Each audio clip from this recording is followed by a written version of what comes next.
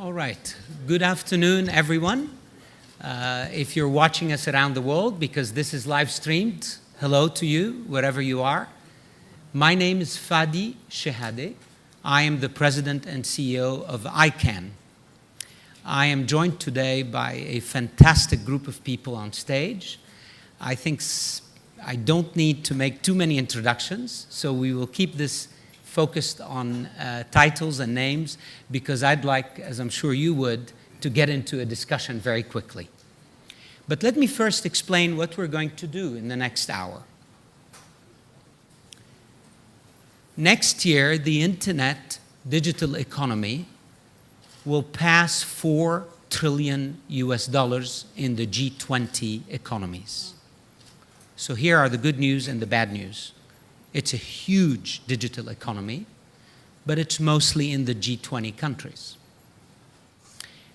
We are here to learn and to think together, how do we take this digital economy and make it for everyone, for all the people in the world, for every small business, as we are learning here in China, through the great success of Alibaba, but also small businesses in Namibia, small businesses in Vietnam, everywhere in the world need to benefit from this great new digital economy.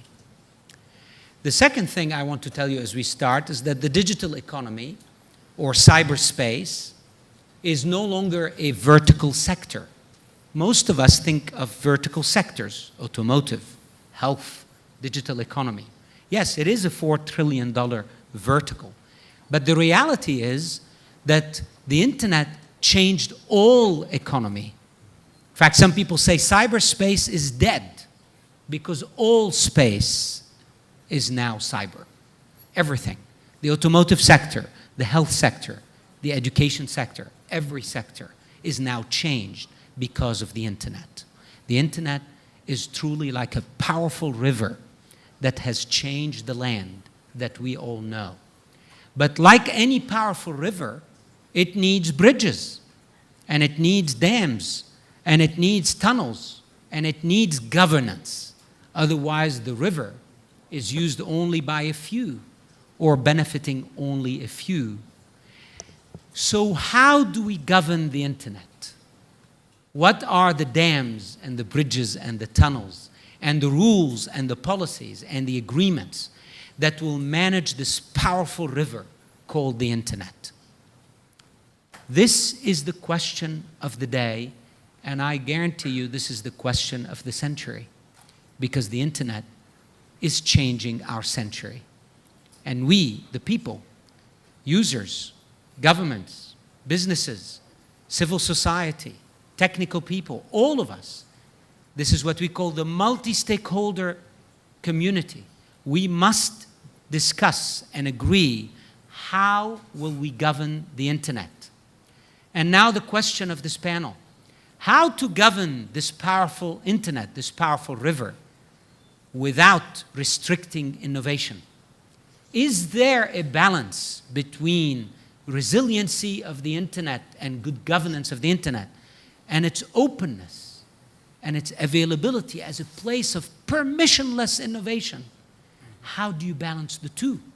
The same question applies on privacy and security, and so on and so forth. That balance is the question of the day.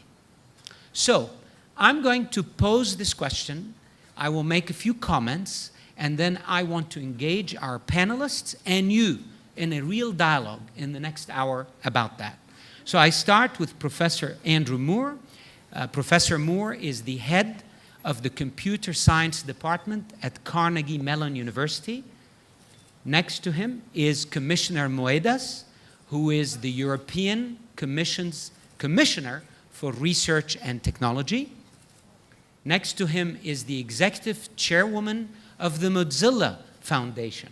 Mitchell Baker is one of the great thinkers of Silicon Valley, who leads a foundation that brings together the great technologies and values of the internet. And we thank her for being with us here today. And of course, to my left, are you going to challenge me now? Do you know who's to my left? To my left is someone that many of you know as the executive chairman of the Alibaba Group. But for those of you like me who had the privilege of a few private conversations with this man, you would know he is much, much more than that. He's a man who really believes in the internet as an empowering tool for the youth and the people around the world who need most help. And that's what makes Jack Ma a very special citizen of the world. And we thank him and the Alibaba Group and China for the great contributions he's made, and I think the great ones to come, as someone who cares about the internet as a true power of changing the world to a better place for all of us to live, which is the motto of the World Economic Forum. So, let me put up a slide to start this dialogue. Let's see. If you could go to the previous page of that slide, please. There should be a bigger picture of the 3 layers of governance, but let me at a high level tell you what I'm going to introduce here. To govern the internet, there are 3 layers. The bottom layer, the green layer that you see, and just focus on the 3 layers. You don't need the detail, but just to explain to you. The bottom layer is the network layer, the infrastructure layer of the internet. Who governs that? You know, the internet has 70,000 networks today. Who governs these?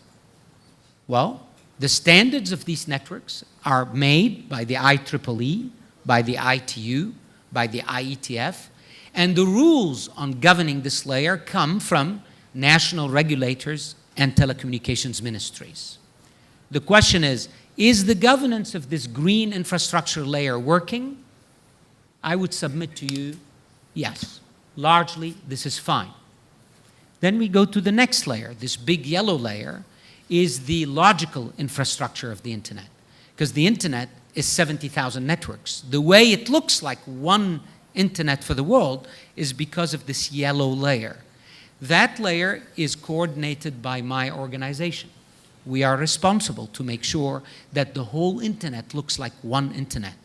Every one of you here I see has at least 17 phones and 2 computers and 5 iPads and all these things. And of course, soon your shoes and your plants and your clothes, everything will talk to the internet.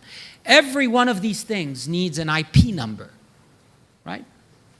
That's what's managed in the yellow layer. One unique IP number for every one of the billions of devices that talk to the net. Who governs that layer? ICANN, the IETF, govern that layer. Is that layer well governed? Of course, I'm biased. I run ICANN, so I will tell you generally yes. We had an important event happen in that layer you should know about, is that ICANN and this layer have been controlled by a US government contract. And one of the important things happening in the world of internet governance today is that the US government has now formally agreed to end that unique role over the yellow layer, hence making the yellow layer an independently governed layer for the world. And China, Minister Liu Wei came to the ICANN meeting last June and affirmed China's commitment to stay within that layer.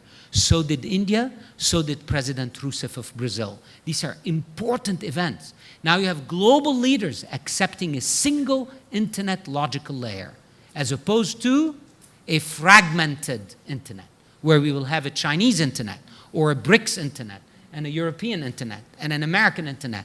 Not a good thing. I'm sure Jack would tell you this would not be good for business. It also would not be good for society. And now we come to this little blue layer, which is where our discussion should be. And that's the economic and societal layer. This is where we now have the big question. Who decides what are the rules to manage the economies and societies that are moving to the digital platforms? Look at the fights that are going on now in the world about privacy versus cloud security versus child protection, security, warfare, human rights, trade rules, taxation. Where will these rules be made? Should they be made at the United Nations? Should they be made by governments? Should they be made by all of us? And if so, where? These are the questions of the day. The economic and societal layer of the internet today does not have a governance framework. And that's where the real questions are. So, with this, I'm going to ask each of our panelists, and I'll start with Professor Moore from the end there, to give me their thoughts or to share with you their views as to how are we going to govern this important layer and what are going to be the platforms that ensure the continued openness of the internet. Professor Moore, I start with you. Thank you very much. These are really important questions, and the importance of the questions are rising up your awesome but overly complicated PowerPoint chart. That is very important. So one thing that we all fear right now in the internet, I think, is the concept of walled gardens, the idea that there turns out to be one place and one place only where you're allowed to go to get your information or to buy your services. And some people are frightened of that walled garden being some government agency, the department of the internet. And I think many of us would not be excited if that was the direction that the internet is going to go.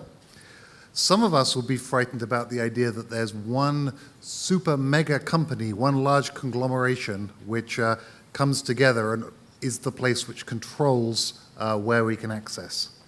What we all really want is an open internet where the most useful and helpful services and products and information sources can thrive.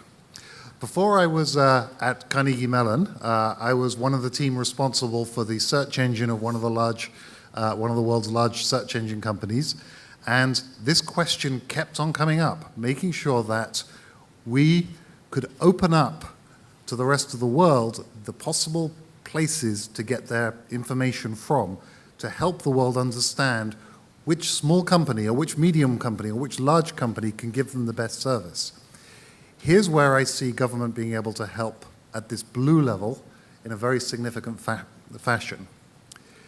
It is really important for someone who's using the internet to be able to know whether they can trust a link that they're clicking on or they can trust an app that they download. The real question is, who is going to help make sure that we, users of the internet, are safe when we move to somewhere, run some service? One perfect example.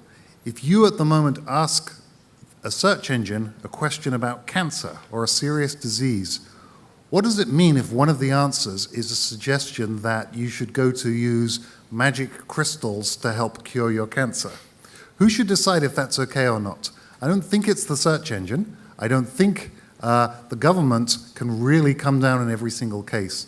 I would like to really understand what we're going to do about that. So Commissioner Moedas, he just made a great point about trust and who should the consumers trust. So now we need frameworks for governing trust.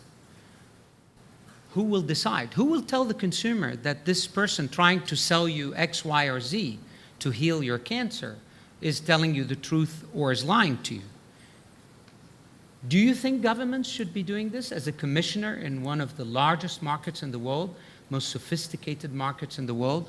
Do you think your consumers expect the European Commission to regulate, for example, healthcare providers in the digital space? And how would you do that? Because that healthcare provider could be in Dalian, selling a solution to a citizen in Europe, in Portugal. How are you going to regulate a Dalian-based healthcare business? Thank you very much. Thank you very much for inviting me here, because it's rare that I have this opportunity to be here with business people, and I'm a politician. But I'm a very humble politician, because when you look at the difference in between what you do and what I do, I think that what you do is much more important.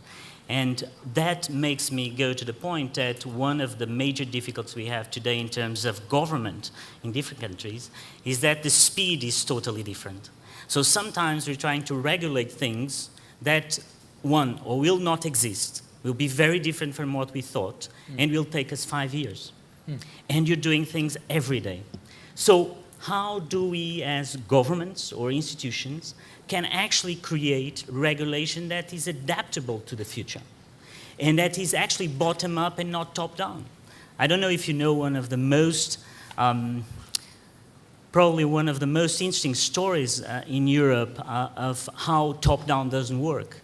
At some point, the two major leaders of Europe, at the time President Chirac and Chancellor Schroeder, decided that Europe should have a competitor to Google. And a project went actually forward. It was called Quaero. You still go and check the website. And you know, absolutely amazing. Two leaders, two big countries deciding actually to compete with two young guys from California, right? And so I'm a believer that it's not up to the government to go on that kind of top-down approach. The government can help on setting the standards. We can actually listen from you, and then we can decide. But we cannot actually do it. We cannot build it. We can actually listen and then do it. So what we're doing now, it's a project called Beta Regulation, which is actually about how to create that new type of regulation, how regulation can be adaptable to the future. And I think that's a part of the answer of what we're talking here. The other part, I mean, we'll see. Thank you, Commissioner. Mitchell, you come from a part of the world, the Silicon Valley, where we believe all technology is good. Technology is perfect. It must be good. And we believe that. People in the Valley build technology with a real sense that technology must be good. Well, so why was Uber banned from many cities in the world if technology is good? I think we are seeing now the beginning of an understanding that, yes, technology may be intrinsically good, but technology has to fit into an ecosystem. And that ecosystem includes people, it includes regimes, it includes frameworks of governance. What is your view about this issue of governing the internet? Is this a paradox or an oxymoron? You cannot govern the internet. Is that the view of Silicon Valley, and how could you help us understand that community?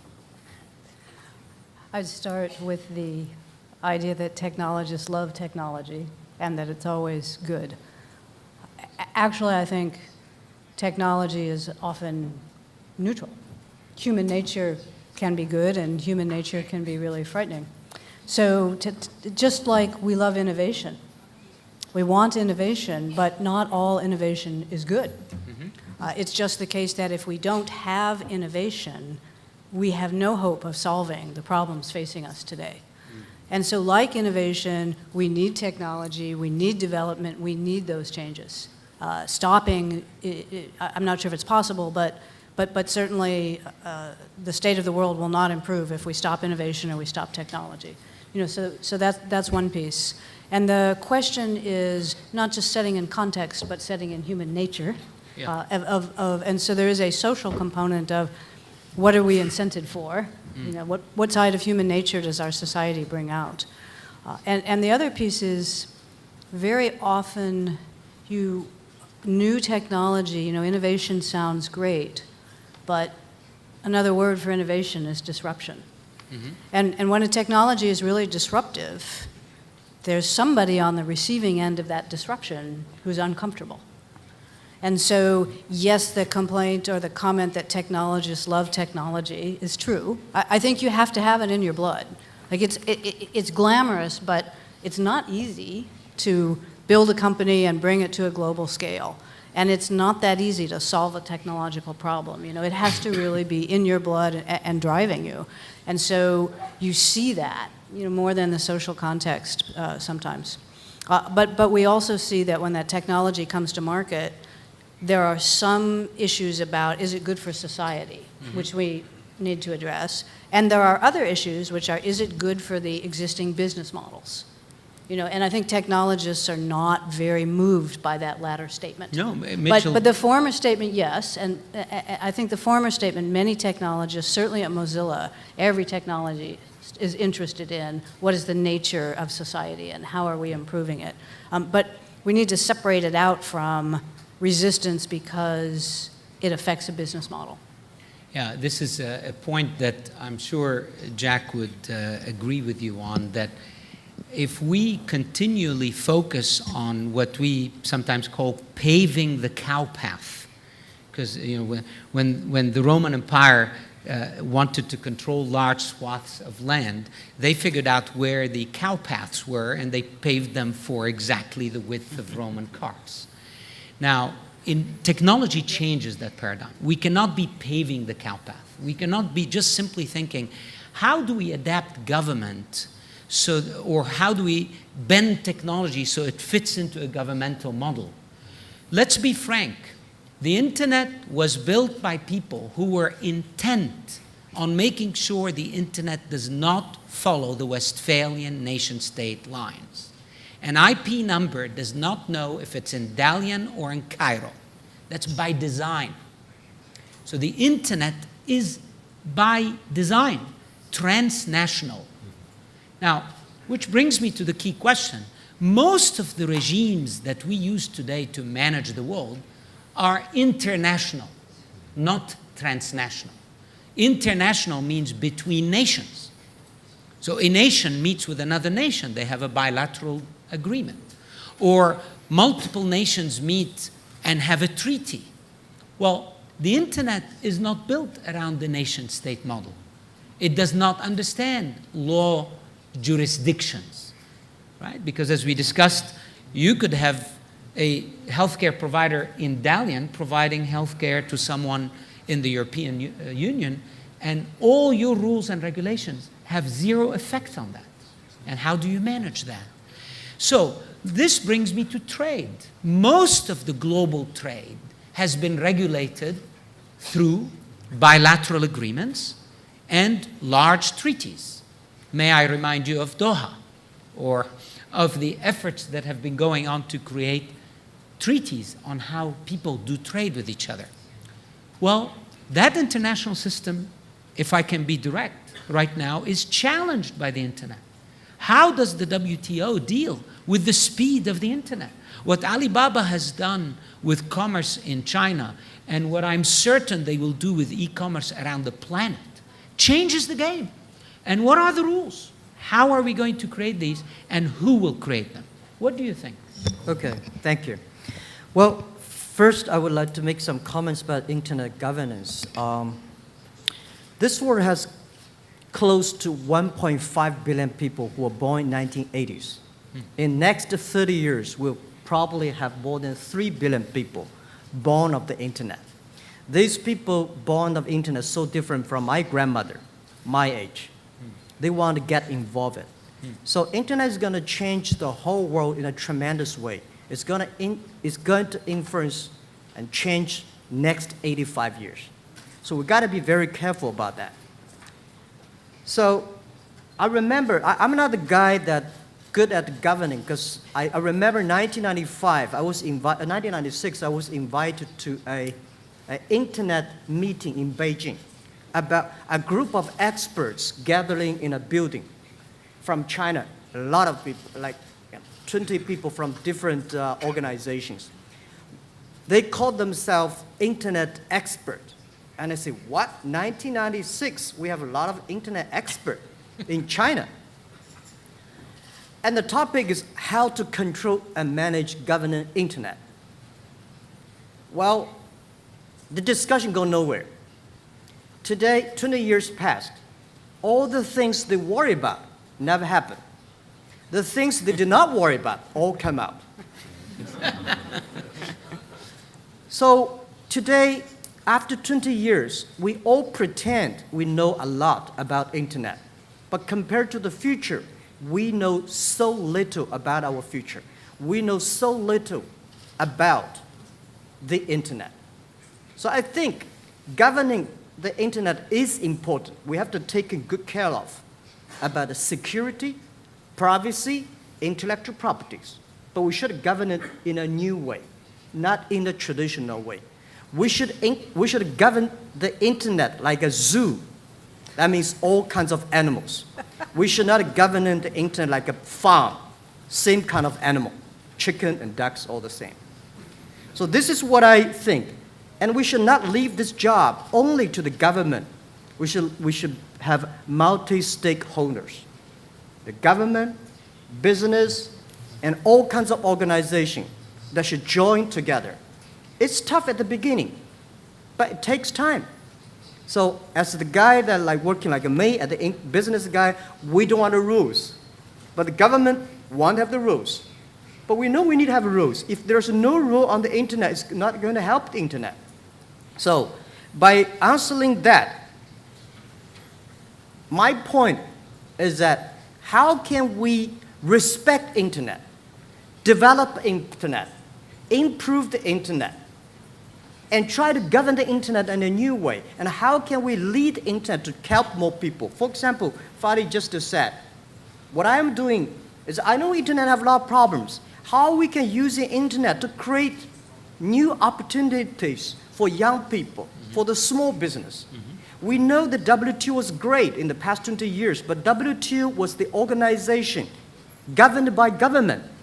And I think all the government not always agree with each other. If the government do not agree with each other, the business people got puzzled. What are we going to do? Frozen. It's frozen. We don't know what to do. So the Doha meeting we've been discussing more than 10 years go nowhere because WTO was the treaty agreed by the government. So we should have, at the internet time, should have an EWTO. That it's a treaty agreed by business people, supported by government. And that will probably do better. And I think the past 20 years, because the WTO, the globalization was for big companies, for big countries.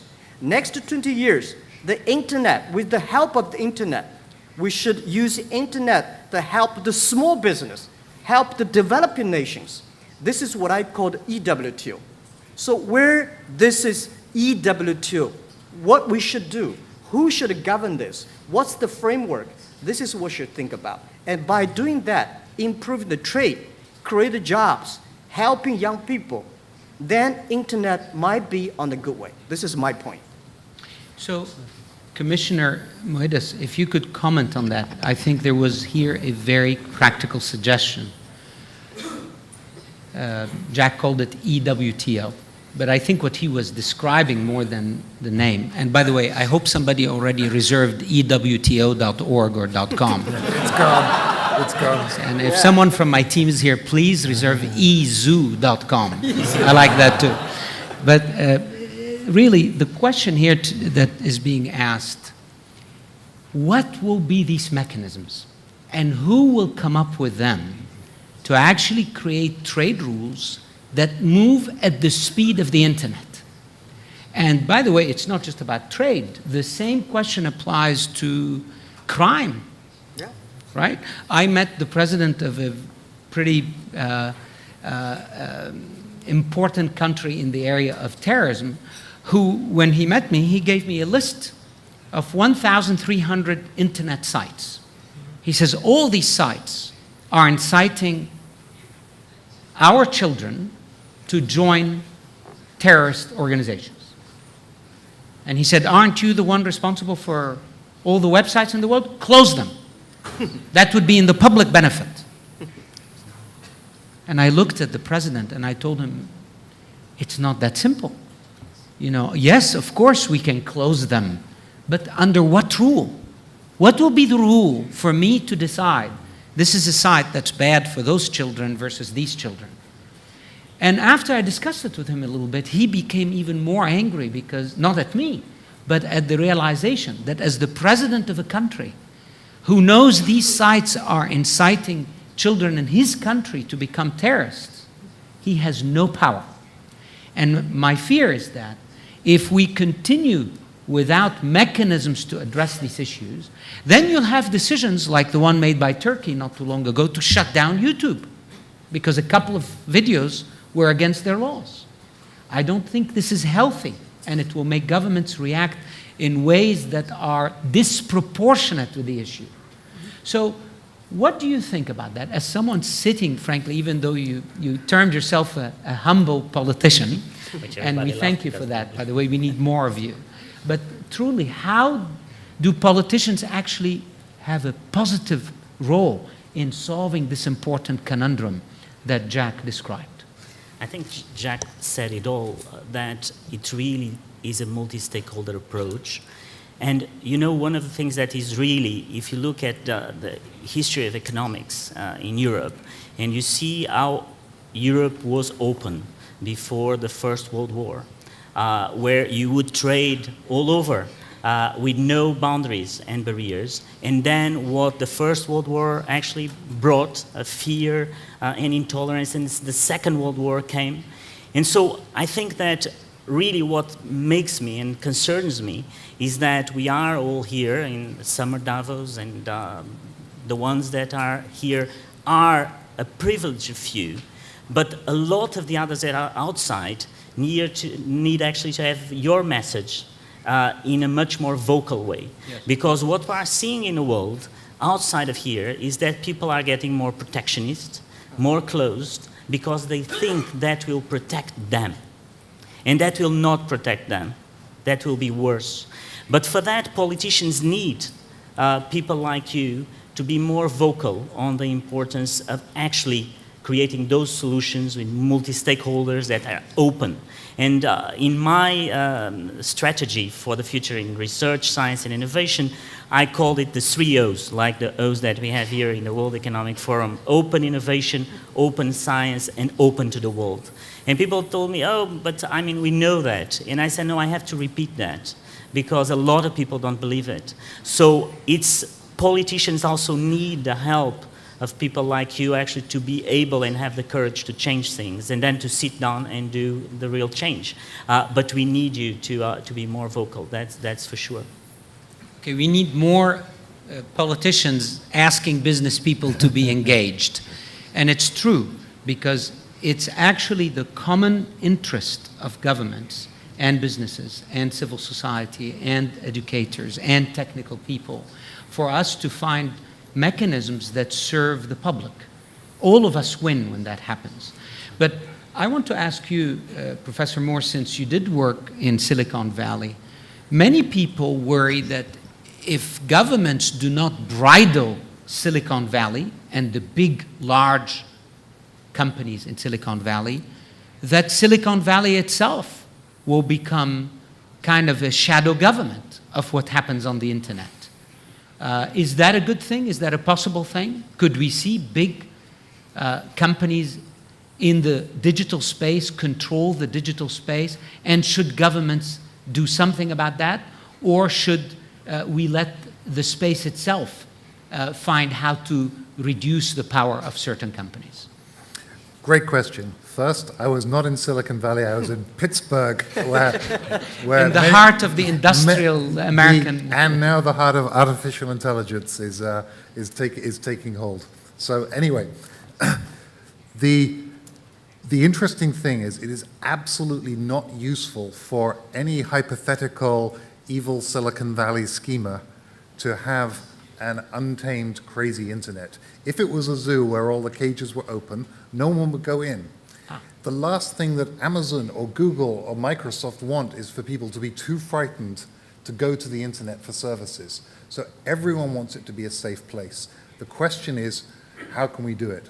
I don't have a full answer to this, but there's one thing which I think is really in our favor and actually helps us right now to make things better and safer, and that is data.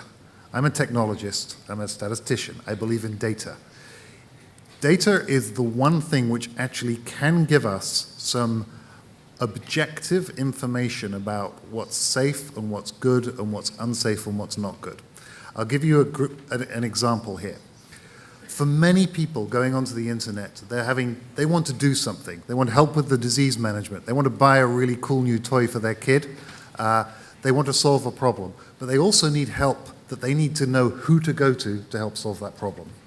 We all want them to be able to go to small startups. We want them to be able to go to local businesses in developing countries, not just to McDonald's. How can we help them choose? I don't believe that we're going to get governments or even well-meaning large Silicon Valley companies to decide for them who's safe and who's not safe. Data can help us. Here's one example. If you look at reviews of internet businesses, Alibaba being one awesome internet businesses, but there are hundreds of thousands of others, and how good a customer service they do if you buy something for them and you want it delivered to your house. Those reviews are one attempt to help people understand, I should buy from this store because it will get me my camera when it tells it will. I should not buy from this store because the reviewers say it's terrible. Here's the interesting thing about this kind of example where people are trying to choose between which business to go for. The reviews they find online are almost completely uncorrelated with how good a service that they're going to get. It turns out that some of the most highly reviewed companies give a lousy service and vice versa. The place that they cannot hide from scrutiny is the actual data. When third parties, and these could be governments and they can be other companies, actually measure how accurately and quickly the goods arrive at the users, you get objective information. You don't need anyone to come up with some subjective guess or to litigate the guess as to who should win on the internet. You can base it on data. Throughout healthcare, commerce, and other areas of the economy, the place, given that this is such a hard problem, one of the places that I would place a bet for helping us is data. Gather data, make it transparent who's doing a good job, who's doing a lousy job, and who's intentionally doing a bad job. And of course, once you make data the crux of this, you need to help people know which data to trust, right? Which Yes. becomes a different issue. And who would Yes. do that? Who would be the trust factor around data? I'm going to ask one last question of Mitchell Baker, and then I'm going to ask you to join us in the dialogue. So prepare your questions, and as soon as we see hands up, the forum staff is ready so we can direct questions, and you may address your questions to all of us or to one of us, we look forward to that. So prepare your questions. Mitchell, I want to just switch slightly, but stay focused on governance and ask you an important question about governance. One of the big issues we're seeing around the world is the issue of local versus global. So, in Silicon Valley, you have local values, local culture, that may be even different from Los Angeles, certainly different from Alabama. How about compared to Dalian, or to Beirut, or to Sydney? We have different values and different cultures. The internet is an infrastructure that does not see the local. It does not understand. It is transnational, as we said. So should there be rules that would allow societies, countries, regions, ethnic groups to protect their values on the internet? Or should the internet actually be, or end up being, what erases all these differences between us? So the fight between uniting and separating, and I know you have a set of values that are very rooted in what the internet is: openness, transparency, which may not be every people's values. So how do we do that? Well, there's a lot in there. Let's see if I can get started. I would start at the core layer, which is the nature of the infrastructure itself. Yes. So your bottom layers, before we get to the blue layer, and say fundamentally that system, well, every place where you decide some local circumstance is such that I don't want to see information from a global setting, I don't want to participate in it, that is a limiting of opportunity. It will be a limiting of economic opportunity, it will be a limiting of opportunity for understanding, and it will be a limit of opportunity on participating. Now, many governments, at least, are making that choice today, that in order to protect culture or sometimes themselves, that they're going to limit that opportunity. So, at heart, governments protect their people. Yep. And so I think, separate from whether I or somebody else thinks that's how much they should do that will happen. This question of how much opportunity do you limit and why, I think we will see the consequences of it. Very few economies can afford to limit opportunity now. There are a few in the world that are big enough to be able to limit opportunity some, Yeah. but not very much. And so each time a society makes the decision that local is important, it's important enough to exclude others, right? You will limit opportunity in some way, sometimes economic, sometimes social. And the other question that comes up is it a protection of cultural, social values, or is it a protection of some part of the power structure? Because that will be an ongoing fight. If it is a sort of ground-up, bottoms-up sense, this is my culture, I don't want these things here, and that we as a society want or are willing to limit the opportunities because this part of our culture is so important, then that mechanism has a sustaining ability of its own. If that is part of a part of that culture that happens to have the ability to limit opportunity to protect itself, then you're protecting part of the culture and limiting opportunity for everyone, and that is a much less stable system over time. Yeah, I think, you see, this is bringing the whole question of identity to the fore. What is our identity? You know, I happen to have been born from Egyptian parents, grew up in Lebanon and Switzerland and the US. And I struggle myself personally. What is my identity? Who am I really?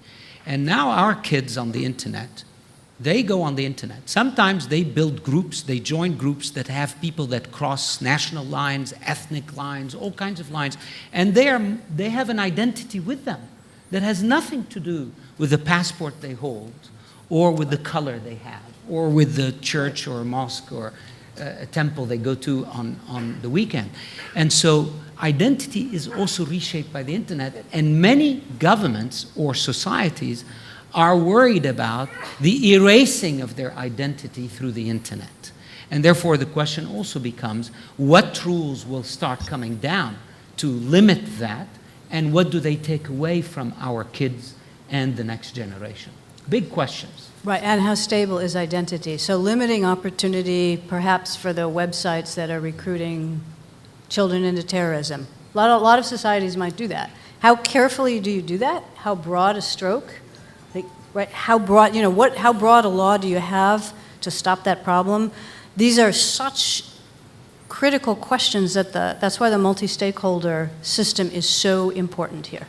Like we've seen this in the United States with the surveillance of the US government, right? Which was made by law enforcement without the kind of public discussion that would be necessary, because law enforcement's job is law enforcement. So they're doing their best there, but it's only now that we know about it that we can, as Mozilla has been very active in, demand discussion with and of our government about that is not the system that we, the citizens, want. And so getting not just citizens who are outraged at their government, but also businesses and other communities into these difficult decisions earlier is part of the new governance system that we have to have. Yeah. Because what do all those young people look for? It's, often it's a social network, often it's their friends, often it's an algorithmic response. And so what people trust and how you figure out what your society is going to do has to have a broad participation. Jeff, you want to Yeah, add? I think this is an interesting question.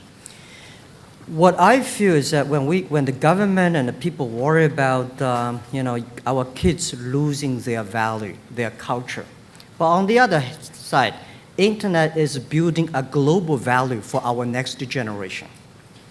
Without internet, people read by the newspaper, listen to the radio, by the TVs that their government arranged, or their people arranged, their food sometimes. But on the internet, the next generation, they understand what is the global value. This is not the China value, an American value, it's the global value of our human. How you put your value inside, melting together, building up the global value for our young generation of the future. Value is not, the cultural value is not actually created by the government or by it. It's created by your family, it's by your temple, your church, your everyday life behavior. So if you really think that is good, this will be there. Value and culture is your DNA. It's difficult to eliminate. But internet is going to be something that we can create a new thing. For example, any disaster comes, anything that bad happens, the world, our next generation on the internet, they're working together. Governing internet, I agree with Mitchell said, governing internet is trying to governing the human nature today. Yeah. It is not easy. We've been trying to govern for 2,000 years, want to work. But internet might help create something interesting new for the future. In the next 50, 100 years, we might have our kids share the same global value, global culture. Meanwhile, because of their family, their temple, their church, they keep their DNA. This is what I think. This is very hopeful in a way, what Jack just said, because I'm positive all the time. no, I noticed that. I noticed that. But what you said is very hopeful because you said we can actually have global values that do not have to erase local values, that these two can coexist, but that those global values are to be discovered. In other words, we Yep. still don't know what these will be. The internet is just starting. Billions of people are coming on it. We haven't heard from them yet. What will be that set of values? First hand up, this gentleman there, if you could, we could get him he was very fast. He deserves the first microphone. Please tell us your name and address your question either to So the Li panel Wei or from to- Caixin. A question for both Commissioner Moedas and Jack Ma. Commissioner Moedas mentioned if there were a European Google, I'm just wondering how would the European government or European Commission be independent on regulating this market if there were such a company, or say for Airbus? And for Jack Ma, Alibaba has become the national champion of China in a way. How do you kind of utilize this position while not hurting competition, either from domestic or foreign? How do you handle this relationship with the government? Thank you. Thank you very Sorry, much. how do we what? Excuse me, I did not get. How do you handle this relationship with the government in a way not hurting the interest of the entire society or other companies? Okay. Thanks. Do you want to go first, Jack? Okay, please, Mr. Moedas. No, thank you very much for the question. First, my point is exactly that it's not up to governments to do that. And I think what politicians really do well and should do well is to lower the barriers for people to create companies and have ideas and do things that otherwise they wouldn't. You know, our biggest program for research and science is called the European Research Council. And the only thing we do is that we give grants of 2.5 million to 3 million euros, and we ask scientists, look, tell us what you want to do. We don't give them any guidance. And you know, it's the most successful ever program that we had. I mean, the inventor of graphene, Professor Andre Geim, was part of it. The last year's Nobel Prize for Medicine was part of it. And so I think that's the role of government, is to lower the barriers and let people do and put the money on a bottom-up approach. And if you do that, you have amazing stories. And it's not just the government, it's the internet. When Jack and Mitchell were talking, I was thinking about a kid in the Netherlands that just came up to me, the story, a guy called Boyan Slat, that with 15 years old, he went to Greece and he found that there was a lot of plastic bags in the ocean. And so he came back, and with 16 years old, he set up basically a crowdfunding in the internet. He solved and created a technological solution that is working today, and he raised $2 million. I mean, and that's the values that I think, Jack, you were certainly saying. I mean, you create these networks of values, of positive values. Of course, there's all the other counterexamples, and that's the difficult balance, but there's really, I have hope that the good examples will be much more than the bad ones. Thank you, Commissioner. Yeah, I think, you know, you say Alibaba is already a champion in China market.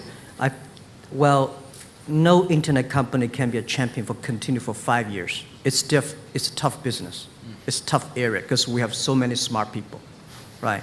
Good thing is we have so many smart people. Bad thing we have so many smart people competing with you. But we are still a baby. Compare, with just the 15 years.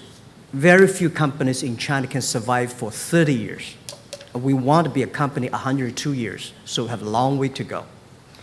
But working with the government is an art, and it's also in a science.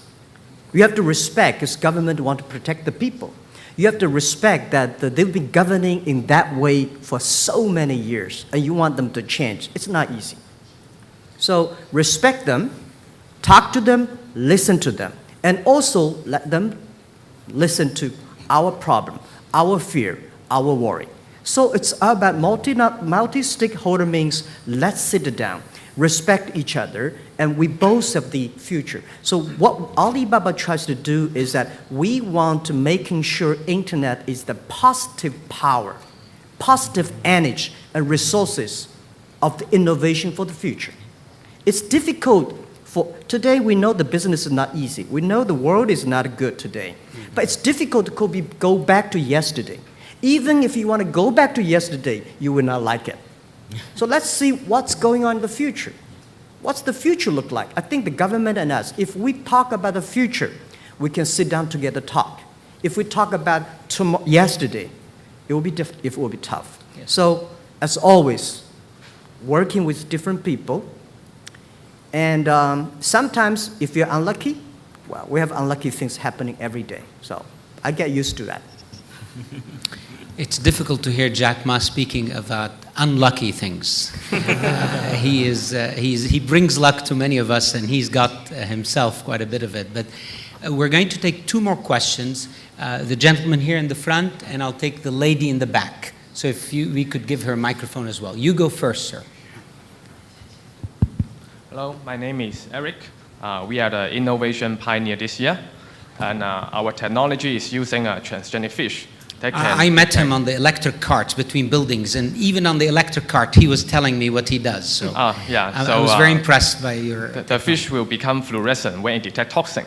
And the breakthrough is that compared to the traditional testing method, which can test only 5 to 10, we can screen thousands at one time. So my question is to Mr. Jack Ma. And we learned that Alibaba's vision is to help the SMEs and make sure there's no difficult business. In the past decade, you helped millions of traditional SMEs. And now we are the new generation with the new innovation here. But we have the difficulty to promote this technology to the enterprises, to the government, because they want to realize that their product are not as safe as they think, because we test more.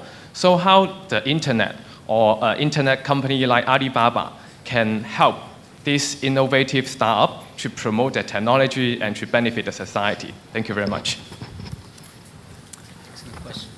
Well, first, you're good salespeople. You got a good chance to talk about your idea, and I think you will, if you continue to do that, you will be successful. And the second is that we had the same problem in the past 15 years. And at least 12 years, nobody listened to my story. Even to today, I came here talking to Davos, and I talked to a lot of investors. They still do not believe what I'm talking about. They sell my stocks. Well, life is that. Get used to it, right? But we are not going to help you. Nobody is going to help you if you don't help yourself. This world, don't trust that anybody is going to help you by heart. Only your wife, your parents, your kids. Maybe, and maybe not. Only you have to help yourself. And you make sure that you help your team. You team and you together help your customers. The luck is from your customer, not from company like Alibaba. Because Alibaba tried to help, but Alibaba cannot solve every problems. And Alibaba itself may have a lot of problems. We need a lot of help, That's the life. You just got free consultation for your business. That would have cost you dearly in any other setting. So Jack Ma, straight to you with good ideas on how to... And he's good. He's good, yeah. Make the chance. He didn't know me. He saw me on a cart, and he started telling me about what they built. So keep doing what you did. Young lady there. Yes. Hi, I'm Sharon from the Sina Finance, and I have a question for the Jack Ma. How do you evaluate what's a relationship between the government, business, and maybe the EWTO you mentioned before? And especially, is there any difference between the traditional and now, especially in China? Thank you. Yeah. Well, I've been thinking that for 2 years, how we can build up a network for the small business, take advantage of globalization. Because I think past 20 years, I don't mean bad, it's called Americanization, right? They big company, multinational, go anywhere, which the world benefited a lot in the past 20 years. But think about the next two, because 80% of the business maybe more than 90% of the business in this world are small business. They did not benefit a lot from the globalization. But today with the internet, we can. And I told the China government, a lot of government, we helped. Now we got more than 400 million consumers and 10 million, tens of millions of small business in China. If we can help them, why we cannot globally? Why we cannot have Egypt? Why we cannot help the Philippines, Norway, Argentina? But it's not easy. I've been talking to a lot of government, local governments in different countries. I have the same problem, just like I talked to my venture capitalist 15 years ago. We want to build up an e-commerce. They say, forget it. And we talk to a lot of governments. They say, interesting, give me a proposal. When you give the proposal, go nowhere. It's okay, it takes time. I have a patience like this young man. And I think my proposal is simple. If we can make any small business sell across the board, if the business is less than $1 million, we should give them duty tax-free for importing. In this way, we can create millions of jobs for small business. But my idea have a lot. It's not a good time to talk about it here because of the time limit, but I will keep on fighting for that. Because I was trained to be a teacher. I call myself Chief Education Officer. And I want to fight for another 10 years for those small business. May work, may not work, but somebody has to fight, and I will be that person. Thank you, Jack. Let's bring this home so we can close this discussion today. Where we started was in saying that we need a new regime of global governance for the economic and societal layers of the internet. That the layers of the internet that are technical are pretty much well managed today. The next challenge for the world is how do we put rules around governing the economic and societal layer? I think what we heard today, few key ideas. Everyone almost here said multi-stakeholder. So principle number one, that we cannot have governments alone or businesses alone or civil society alone make the rules for how the internet will work. We need to come together in new platforms that are necessary for all the stakeholders to participate in their own respective roles so that we can set the rules of the future. The second idea I heard today that I really liked is that we need innovation in governance, not just in technology. Most of us think of innovation around technology, but we need new ways to govern. Because as the commissioner was saying, if we simply use the old methods, they cannot keep up with the internet. If we say, let me give you an example. If we tell companies who feel their copyrights are being violated on the internet, yeah, why don't we go and have a treaty about that? Typical treaties take 7 to 12 years.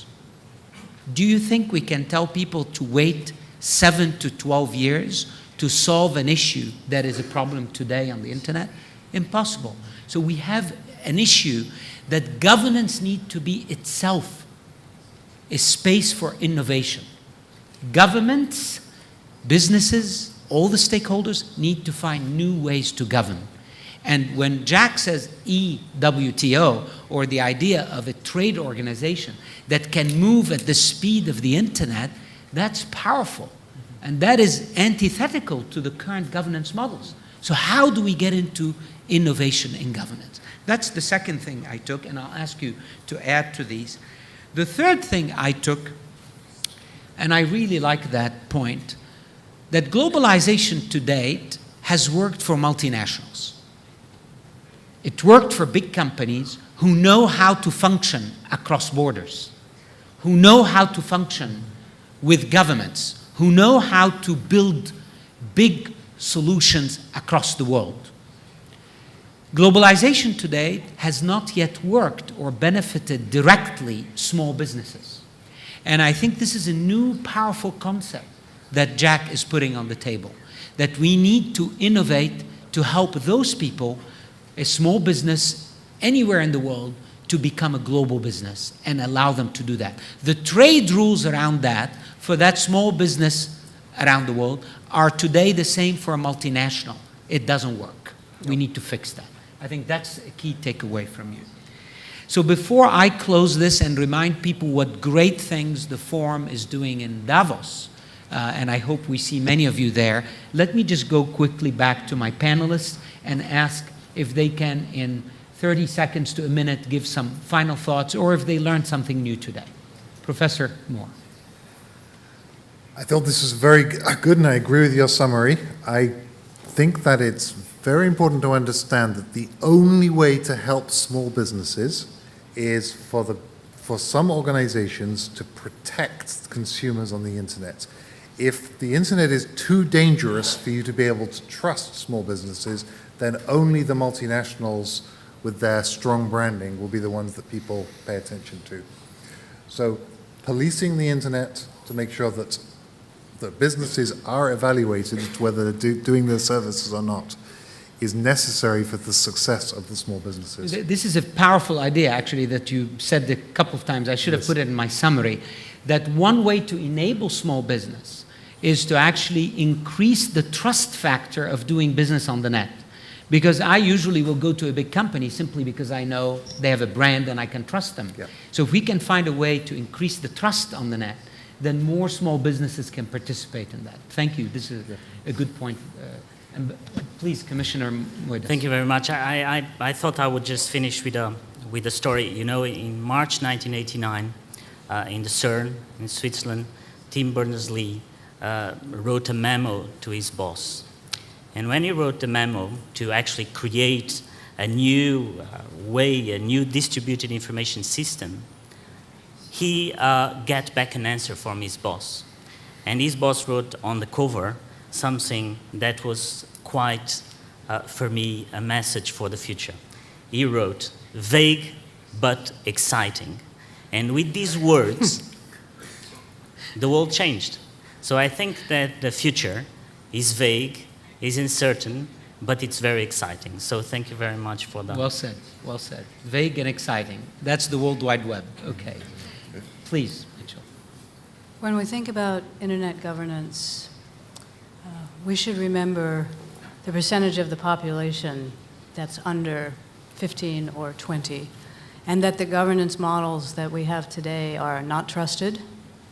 Many are not trustworthy, and involving the new kinds of participation and information flow in the new governance mechanisms we develop will be key to making them accepted. Involving the youth. Thank you. Yeah. Whether you like it or not, the world has moving from IT technology to data technology time. Many things we worry today may not happen 10 years later. Many things we don't worry about may come.